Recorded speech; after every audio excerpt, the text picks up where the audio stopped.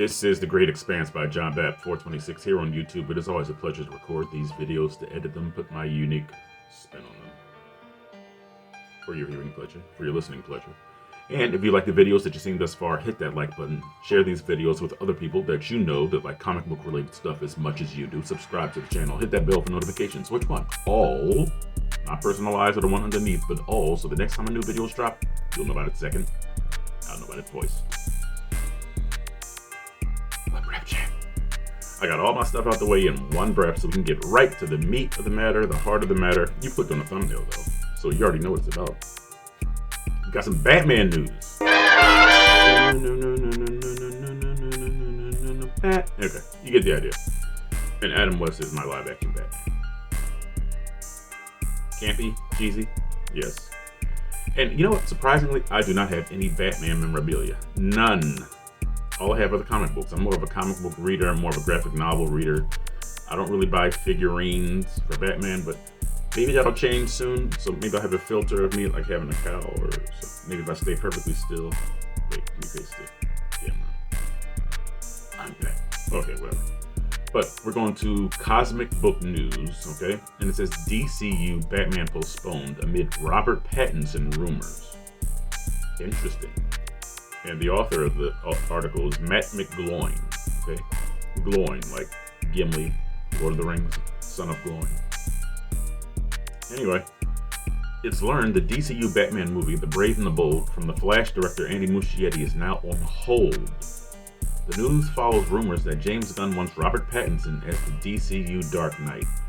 I'm not sure about that. That might be Cap, okay?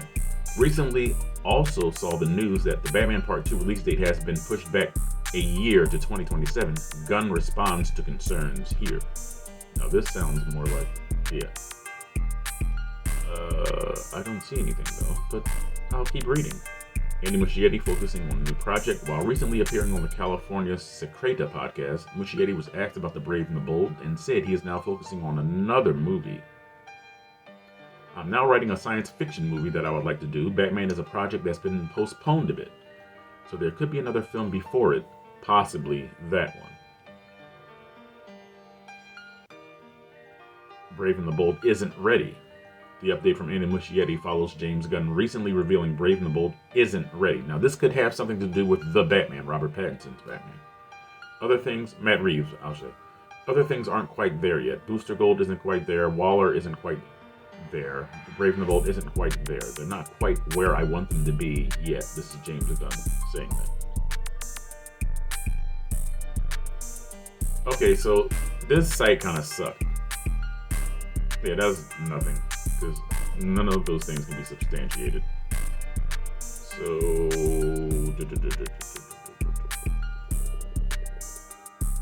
okay, I guess I'll just go from there. It's a pretty disappointing article. I thought they were going to really talk about Robert Pattinson. In addition to people saying that James Gunn wanted him in the DCU, I don't believe that at all. That sounds like a bunch of cap. And now, I've already had this discussion, but I want to talk about it here, okay? On The Great Expanse by John Bapp 426. Tell a friend, tell an enemy, tell a foe, tell someone you don't know. But anyway, let's look at these two iterations of the most profitable intellectual property of DC, Batman. Now, we've seen all the volume, all the speed that the Superman trailer recently released by James Gunn has picked up. It's picked up a lot of steam, and people are really into it. And this is probably one of the first times in recent memory, that Superman is at the forefront, where he should be, respectfully, because he is sort of the first superhero of our sort of generation of comic books. It's like everything kind of points back to Supes. Now, Captain Marvel, he was tough competition for Superman when he first came out. We know him as Shazam now, but he was originally called Captain Marvel from Fawcett Comics, Fawcett. But when DC Comics absorbed Fawcett Comics, they paid respect to Shazam, Captain Marvel, and said he was from Fawcett City. Now, Shazam is an enduring character, but he just doesn't have that sort of iconic status as Superman does. You understand what I'm saying? So while Captain Marvel was released recently after Jerry Siegel and Joe Shuster created and published Superman, excuse me. Captain Marvel just isn't on that level of Superman yet. You understand what I'm saying? And now, Batman was created a year later, 9/1939, September 19th, 1939, by Bill Finger and Bob Kane.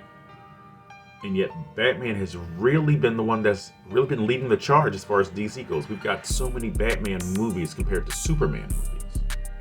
So Batman is still the big dog, basically, when it comes to live action, when it comes to just media, period.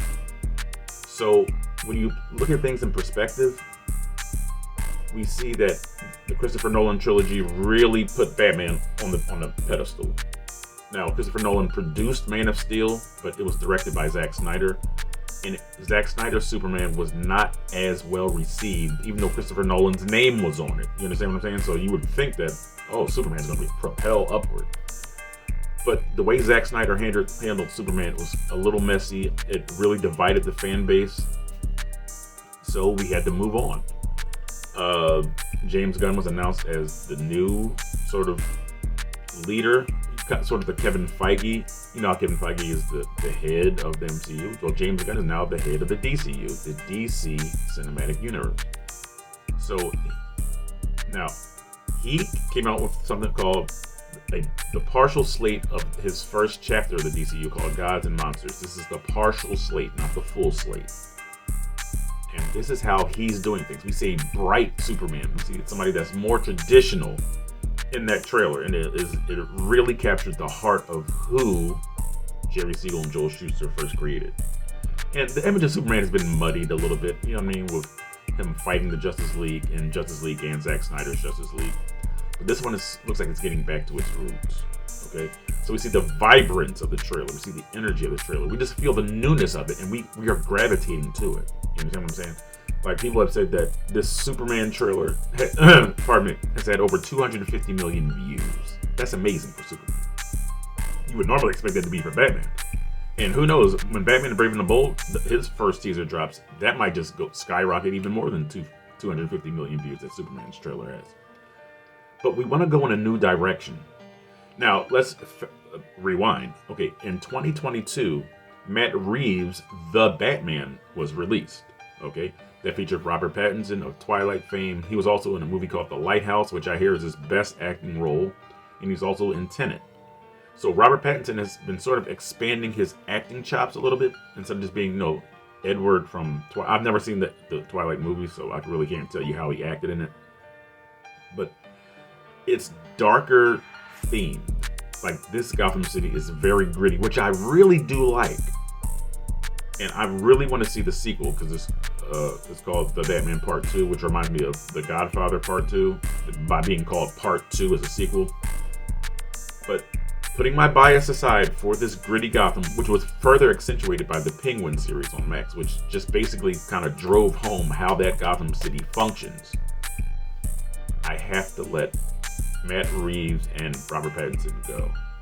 I have to let them go, because you can't have two iterations of Batman on the silver screen and they be totally different universes. That just logically does not make any sense. Okay? But the issue that will come with that is that you'll almost be creating another sort of Zack Snyder fan base-esque,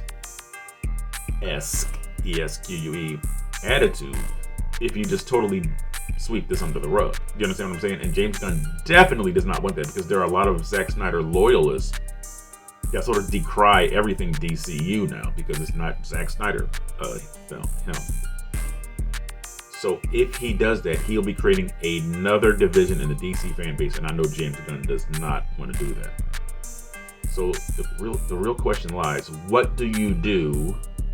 What would you do? Okay, anyway, for a Klondike bar. But what can you logically do which will sort of satisfy the Matt Reeves fans without totally dividing them, without creating something called a schism, S-C-H-I-S-M, okay, like a division, like Zack Snyder's fan base is sort of divided DC. You don't put it on Max, because a lot of the series from the partial slate of Gods and Monsters is going to be on Max. Lanterns are going to be on Max. Paradise Lost is going to be on Max. Booster Gold is going to be on Max. I believe there are other series that are going to be on there too. So you take it off of the platform altogether. You don't put it on Max, you sell it. Or not even sell it. You lease it to Amazon Prime. I say Batman Caped Crusader was on Amazon Prime. I think Matt Reeves' Batman should go to Amazon Prime. So that there is a separation from Warner Brothers, from Max, from this iteration of Batman, Matt Reeves and Robert Pattinson.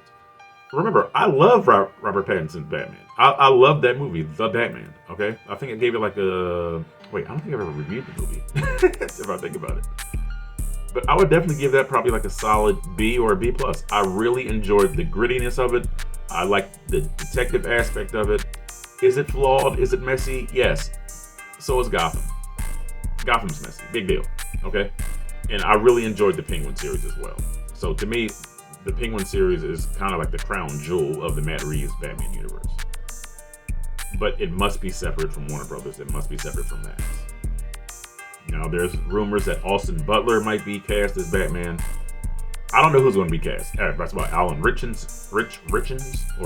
who played Jack Ryan, who's a very large individual. He played Aquaman in Smallville, and he played Hawk in Titans. Hawk and Dove, the big guy that played Hawk.